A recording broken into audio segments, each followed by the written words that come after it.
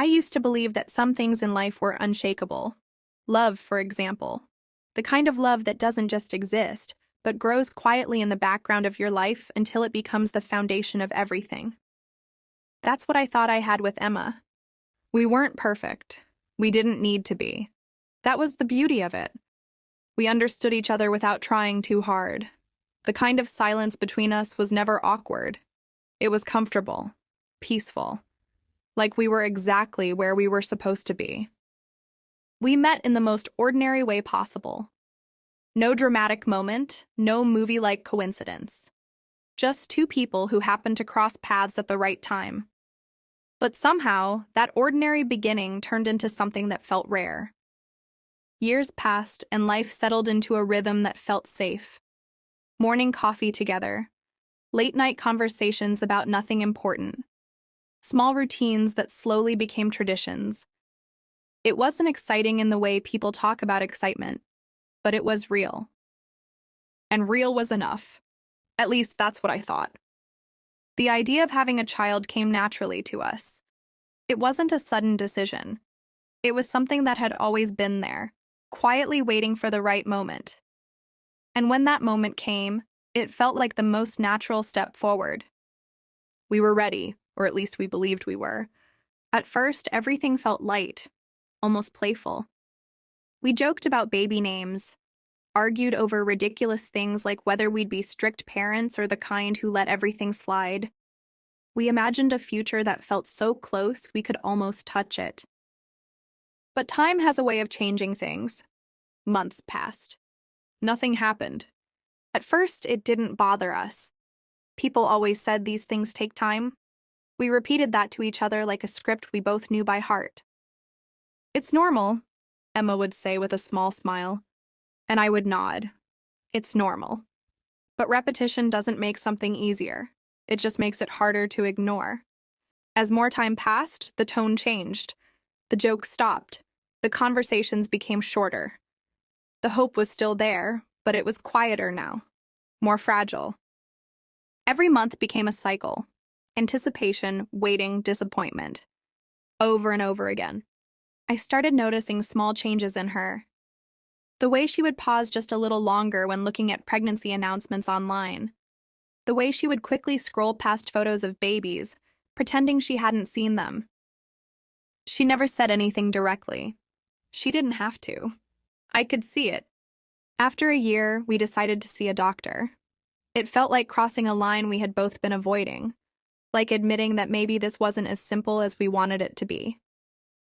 The clinic smelled sterile, cold, like every other place where people wait for answers they're not ready to hear. We went through tests, more waiting, more uncertainty.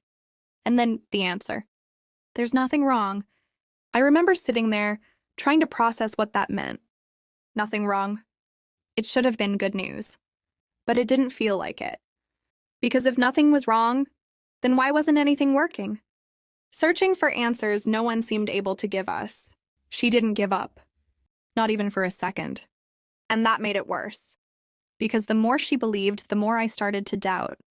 We didn't fight. That's the strange part. People always think relationships break because of arguments, because of shouting, anger, betrayal. But sometimes they break because of silence, because of everything that's left unsaid. We still lived in the same house, slept in the same bed, ate dinner at the same table. But it didn't feel the same. It felt like we were slowly becoming two different people living parallel lives. That's when Daniel came back into my life. We had been friends for years, but like most friendships, life had pulled us in different directions.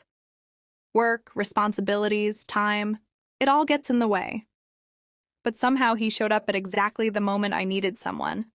He was easy to talk to, easy to be around. No pressure, no expectations. I could sit with him, have a drink, talk about anything or nothing at all, and for a while everything felt lighter. He didn't ask difficult questions.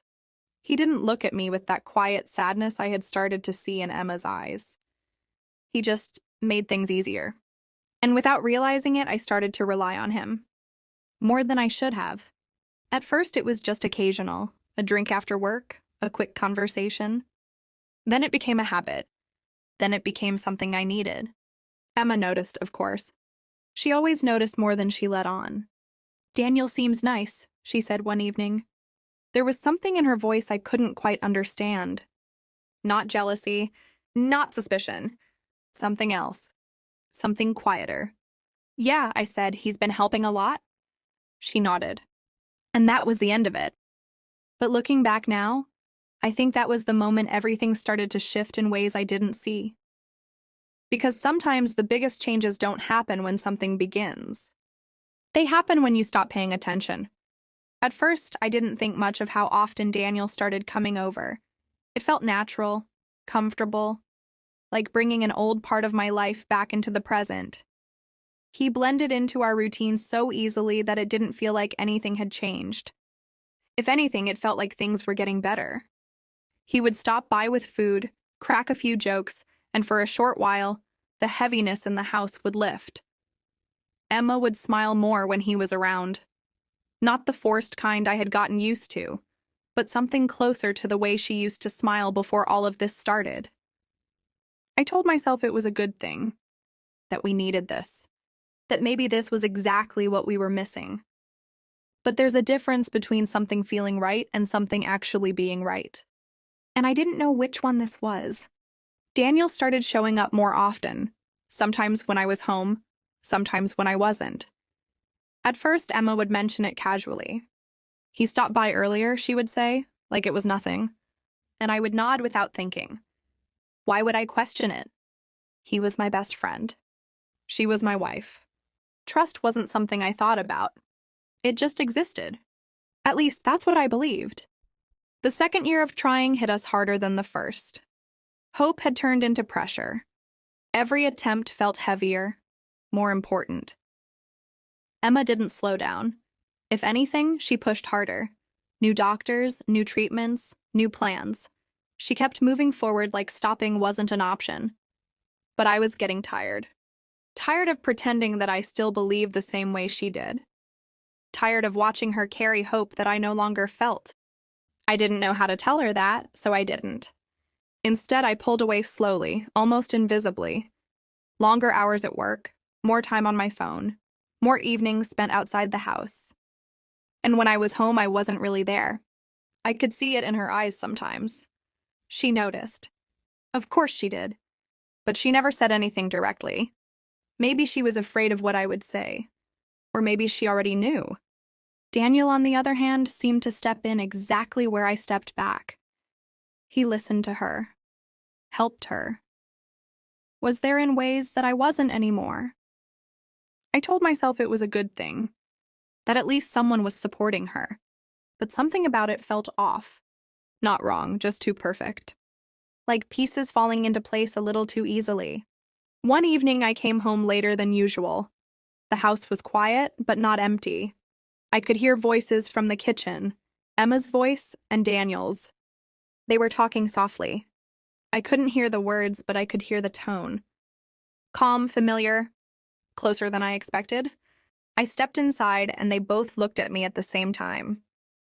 For a second, something shifted. Then it disappeared. "Hey," Daniel said casually. "We were just talking." "Yeah," Emma added quickly. I made dinner. Everything looked normal. Too normal. I nodded, telling myself not to overthink it. But that moment stayed with me longer than it should have. Not because of what I saw, but because of what I felt. Something I couldn't explain. Something I didn't want to explain. The treatments continued. The waiting continued. The disappointment continued. And somewhere along the way, I stopped asking why. It became routine. Painfully normal. Until one day, something changed. Emma came home looking different. Not just tired. Not just stressed. There was something else. Hope. "I think something's different," she said that night. I didn't know what to say. "I'm going to check," she added. Days passed slowly. And then it happened. She told me she was pregnant. I remember staring at her, trying to understand what I was really feeling.